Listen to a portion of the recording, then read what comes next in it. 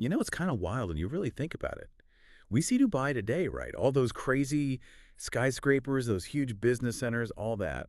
And it basically came from like a tiny little fishing village. Yeah, it's mind-blowing, that kind of transformation, that scale. It's almost hard to believe, makes you wonder, what was the secret sauce? How'd they pull that off? That's exactly what we're going to dive into today.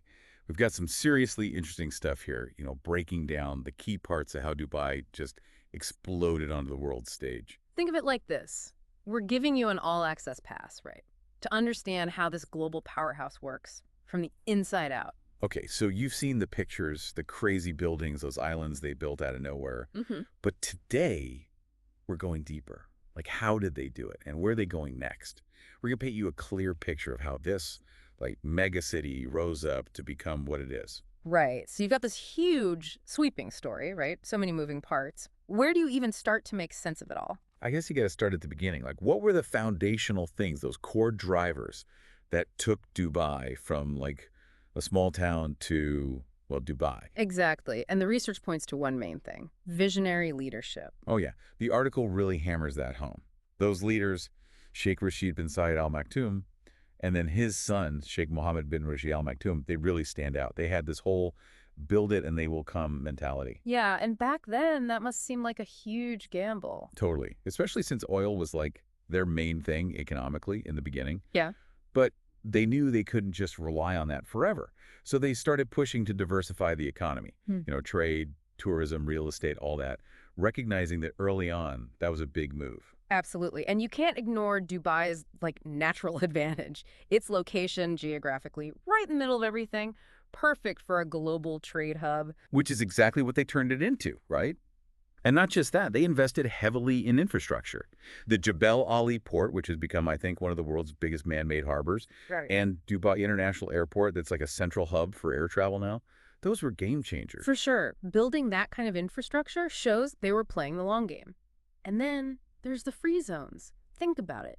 They offered businesses this incredible deal: no taxes, fewer regulations, and you could even own 100% of your company, even if you were foreign. Who wouldn't want a piece of that? It's almost like they built a paradise for international business. And then you add in those mega projects. You can't talk about Dubai without mentioning those.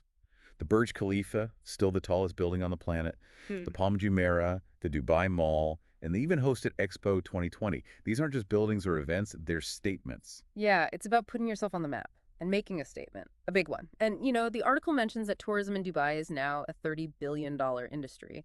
So clearly, something's working. It's like they created this perfect recipe. Huge projects, luxury hotels, desert adventures, sunshine all year round.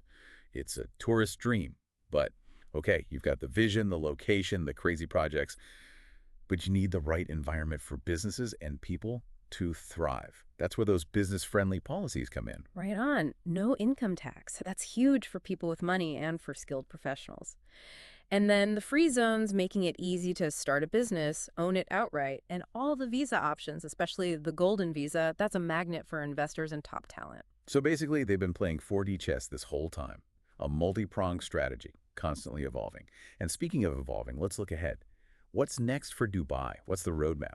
Well, they've got this thing called the Dubai 2040 Urban Master Plan. They want to double the city's population by 2040. I mean, that's huge. And it's going to take a massive effort across the board. Whoa, double the population. That's hard to wrap your head around. They're talking about building entire new residential areas, Dubai South, Meydan, and then they're going to massively expand the metro lines, including adding a whole new one, the Blue Line.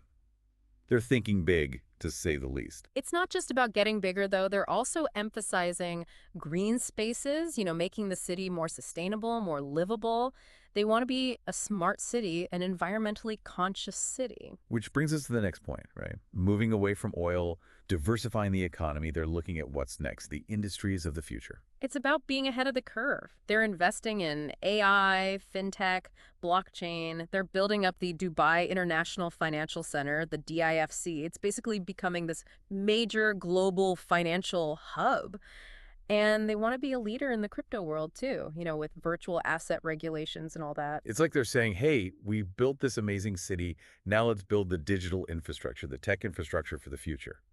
And speaking of building, the new mega projects are like straight out of science fiction. Yeah, I mean, the Dubai Creek Tower, they want to make it even taller than the Burj Khalifa. They're not messing around. And then you've got these crazy ideas like the moon. It's supposed to be this resort shaped like the moon with artificial gravity and the mall of the world, like an entire city, all indoors, temperature controlled. And get this, the Hyperloop, they're talking about getting from Dubai to Abu Dhabi in like 12 minutes. It's wild. They're making the future happen right now. Yeah. And it's interesting. They're really emphasizing climate and sustainability. Yeah. They hosted COP28, after all. Yeah, that shows they're taking it seriously. They're investing in renewable energy. The Mohammed bin Rashid Al Maktoum Solar Park is huge. And they want most transportation to be smart and driverless by 2030.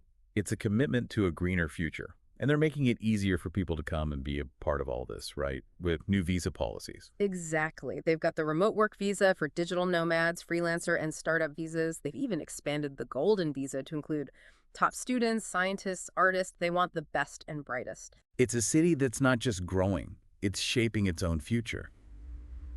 Makes you wonder, why is everyone so interested in Dubai? What's the draw?